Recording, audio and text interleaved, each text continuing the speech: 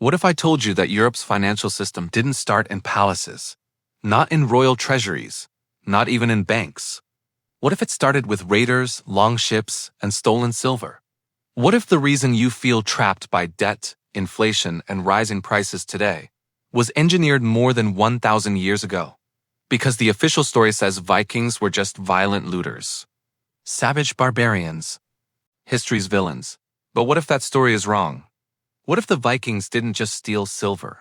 What if they rewired how money worked in Europe?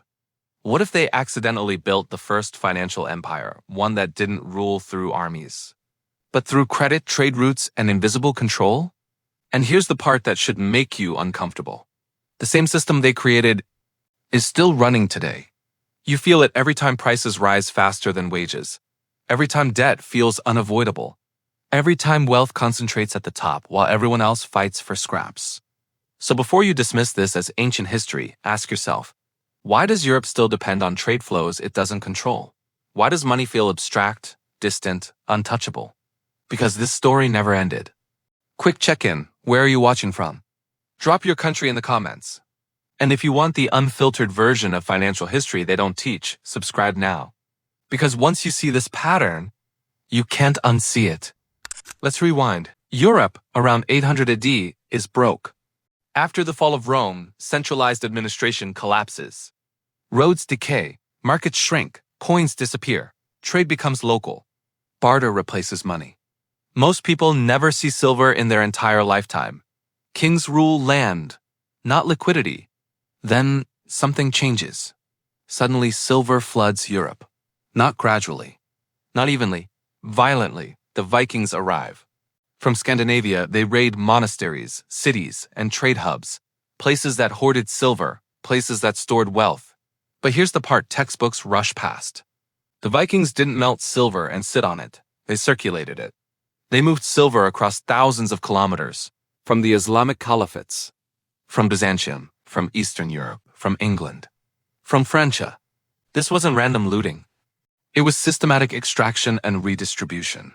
Now pause for a second and look at how money moves today. Because modern finance works the same way. Capital doesn't sit still. It flows. The Vikings created pan-European trade routes centuries before Europe had nations. Silver became the lubricant. And unlike kings, Vikings didn't demand loyalty. They demanded payment. Merchants paid for protection. Towns paid to avoid destruction. Traders paid for access. Silver wasn't power because it was shiny. It was power because it moved. That logic never went away. Today, money isn't gold.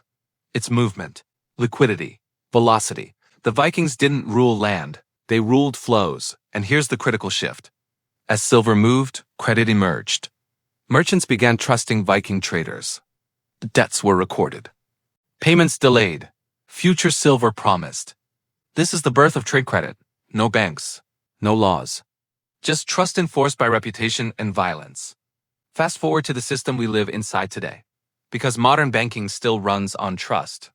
Still runs on promises. Still runs on enforcement, just legal now instead of physical. By 900 AD, Europe's economy is waking up. Markets return. Cities grow. Trade expands. But control doesn't return to kings. It shifts to networks, merchant families, trading houses, credit brokers. This didn't happen by accident. This is the moment Europe unknowingly trades sovereignty for liquidity. And the consequences are permanent. Here's where the story takes a turn. Because the Vikings didn't just move silver. They normalized abstraction. Before them, money meant metal in your hand. After them, money meant a promise of metal elsewhere. This is the shift that changes everything. Because once money becomes a promise, whoever controls the promise controls the system. Viking traders began settling transactions without silver ever changing hands. A debt in York was settled in Kiev. A payment promised in London was fulfilled in Baghdad. Silver moved on paper, not physically. This is shadow banking 1,000 years early. No oversight, no regulation, no king in control. Just networks. And here's the twist. When the Viking Age ends, the system doesn't disappear. It gets absorbed. Merchant guilds adopt it. Italian banking families perfect it. Royal treasuries become dependent on it. Kings no longer own money. They borrow it. And once rulers borrow, they lose control. This is the invisible handoff. Political power moves from crowns to creditors, and the most shocking part? The Viking system works too well. It creates growth, trade, prosperity, but it also creates something else. Dependency.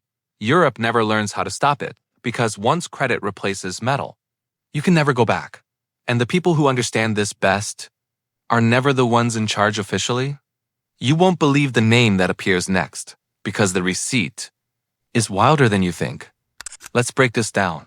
The Viking silver system worked through three mechanisms: arbitrage, credit, enforcement. First, arbitrage. Vikings exploited price differences across regions. In the Islamic world, silver was abundant but undervalued. In Europe, silver was scarce and priceless. A Viking trader could buy a bag of spices in Baghdad for 1 silver coin, sail it up the Volga River, and sell it in a Frankish market for 20 silver coins. That is a 1,900% profit margin created purely by movement. Vikings used that surplus to buy land, goods, and influence in the West.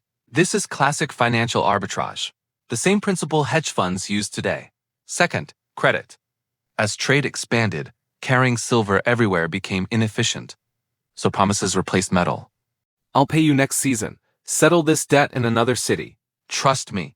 Trust backed by violence. This creates leverage. More trade than silver existed.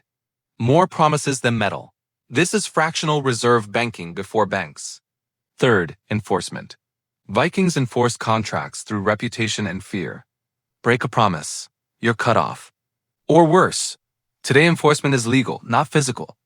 But the result is the same. Power belongs to those who can enforce debt. By 1000 AD, Europe runs on credit. Silver circulates faster than it exists. And here's the dangerous part. When silver supply slows, the system doesn't shrink. It tightens. Debtors suffer. Creditors gain leverage. Sound familiar? Italian city-states later adopt the model. Bills of exchange replace coins. Banks issue credit backed by future trade. By the 1300s, Europe experiences its first major debt crises. Kings default. Banks collapse. Wars erupt. But instead of abandoning the system, Europe doubles down. Because credit creates growth, until it doesn't. Let's quantify this. Viking hoards discovered contain tens of thousands of silver coins. Trade routes span over 4,000 kilometers. By the high Middle Ages, trade volume increases by over 300%. Debt instruments outnumber physical silver by multiples.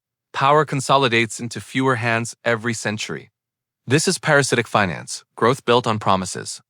Promises built on future extraction. And the illusion? Everyone believes it's sustainable, until confidence breaks. That's the moral hazard. The Vikings didn't plan this outcome, but elites learned from it. Modern finance is just the same system. Faster, larger, more abstract. Derivatives, shadow banks, off-balance sheet promises, different tools. Same logic, and here's the final realization. Europe's financial DNA was set before banks existed. The Viking Silver Network taught elites one lesson: control the flow, not the land. And once that lesson is learned, it never unlearns. Here's the warning. The Viking system moved silver by horse and ship. Today, capital moves at light speed. What took months now takes milliseconds. The same vulnerabilities exist, just amplified. When trust breaks now, it breaks everywhere at once. When credit tightens, entire economies freeze. And the people at the top, they understand the cycle. They prepare. They exit early. The rest are left holding promises. This is why history matters, not to romanticize the past, but to recognize patterns. Europe didn't stumble into financial dominance. It inherited a system built on abstraction, leverage, and invisible control. And systems built on borrowed time always demand payment. So ask yourself, are we wiser now? Or just repeating the same cycle in better suits? If this changed how you see money, trade, or power, like it. If you want to understand the system behind the story, subscribe, because history doesn't repeat, it compounds.